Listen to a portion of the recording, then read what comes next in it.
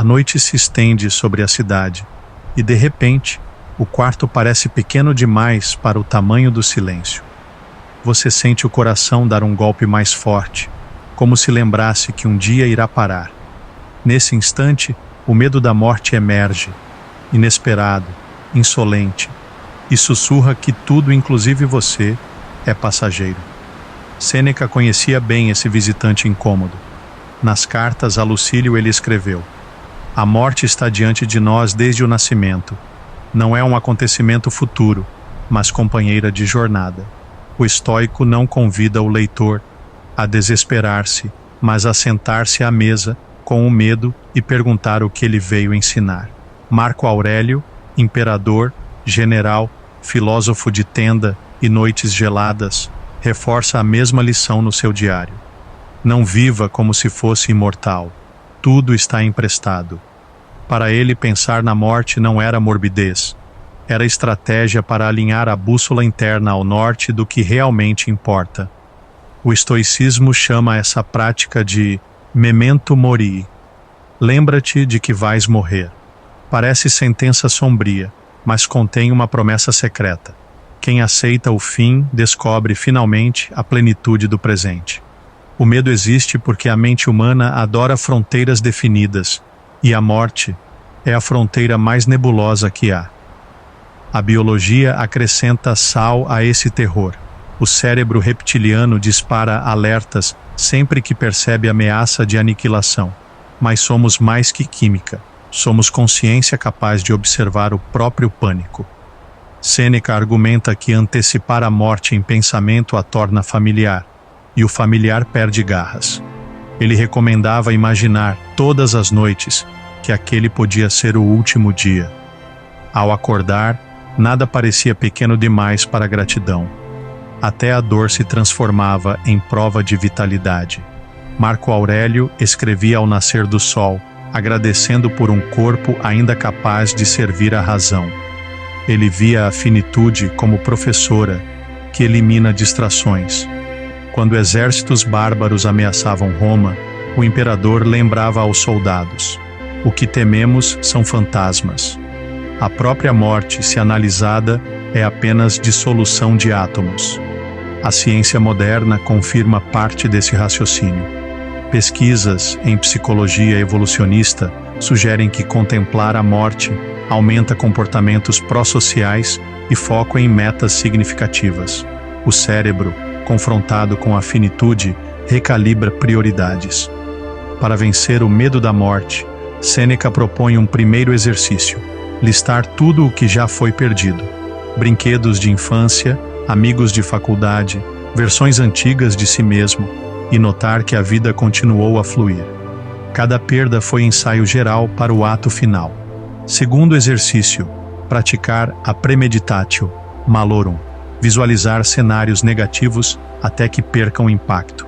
Não é pessimismo, é treinamento do nervo emocional. Se o pior vier, você o reconhece.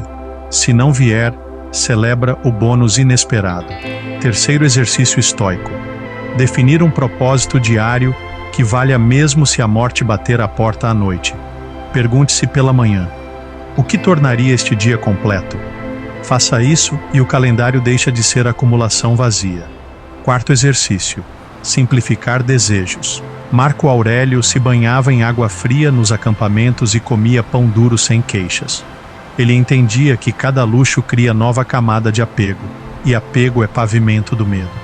Quinto: cultivar a consciência da natureza cíclica. Observe folhas caindo, estrelas morrendo, marés recuando. Nada reclama. Tudo cumpre seu ciclo. O organismo humano é ritmista no mesmo concerto, mas o medo não some por decreto. Ele retornará nas madrugadas. Quando isso acontecer, Sêneca sugere mudar o ângulo da lente. Não tenhas medo de deixar de viver. Temei viver sem deixar nada de valor. Pergunte: que legado interior construo enquanto respiro? Muitos confundem legado com monumento externo. Os estoicos alertam: um gesto honesto de justiça, compaixão ou coragem compõe estátua invisível no coração de quem toca, e essa estátua não corrói com o tempo. Neurologistas agora identificam correlação entre prática de gratidão e redução de ansiedade existencial. Ao agradecer, ativamos circuitos de bem-estar que competem com redes de ruminação. Sêneca já intuía isso. Enquanto contas bênçãos, não sobra espaço para contar temores. A filosofia estoica não promete imortalidade, promete imunidade à paralisia. Quando o pensamento da morte surge, a mente treinada responde: por isso mesmo vou agir. Um mito moderno afirma que pensar na morte traz azar. O estoicismo devolve o golpe. Ignorar a morte traz má vida. Toda a depressão por futilidade nasce de acreditar que sempre haverá amanhã. Que visão conforta mais? Acreditar em eternidade inalcançável ou abraçar o milagre efêmero do agora? Para Sêneca, a segunda vision oferece liberdade imediata. Quem aceita o limite, liberta-se do pânico de ultrapassá-lo. Eis um paradoxo libertador. Meditar na morte expande a vitalidade. Em testes clínicos, pacientes terminais relatam sentido de presença mais acentuado que pessoas saudáveis correndo em piloto automático.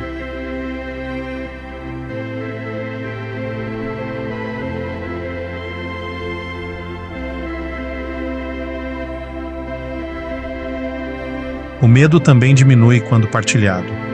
Os estoicos se correspondiam sobre angústias, não fingiam invulnerabilidade. Conte a alguém de confiança seu terror noturno. Nomeá-lo corta 30% da força, revela estudo da UCLA. Próximo passo, renomear a morte. Em vez de fim, veja a transição. Átomos reciclam-se, memórias viram sementes em mentes alheias. Nada se perde, tudo se repaginará. Sêneca compara a morte a mudar de casa. A alma não perece, apenas troca de habitação. Mesmo o cético pode interpretar. Consciência dissolve, mas matéria recicla. Ainda é forma de continuidade. Marco Aurélio vê beleza. Como folhas do outono, também nós devemos cair. A metáfora retira drama. Morte passa a ser ato de harmonia com o universo. Por fim, lembre que medo é mensageiro, não tirano. Ele diz: valorize o instante. Quem escuta, transforma cada café com amigo em cerimônia, cada pôr do sol em espanto, cada beijo em sacramento. Quando a mente insistir em temer, repita com Sêneca: a vida não é curta, nós é que a desperdiçamos. E com Marco Aurélio: tudo o que acontece é natural, portanto, não pode ser temido. Se essas palavras já aliviaram 5% do seu pavor, celebre.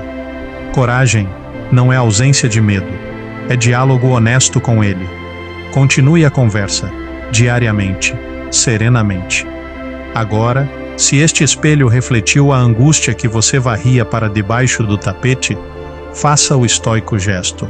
Compartilhe o vídeo, inscreva-se no canal Espelho e nos comentários responda: que pequeno ato de plenitude você fará hoje, sabendo que a morte acompanha cada passo?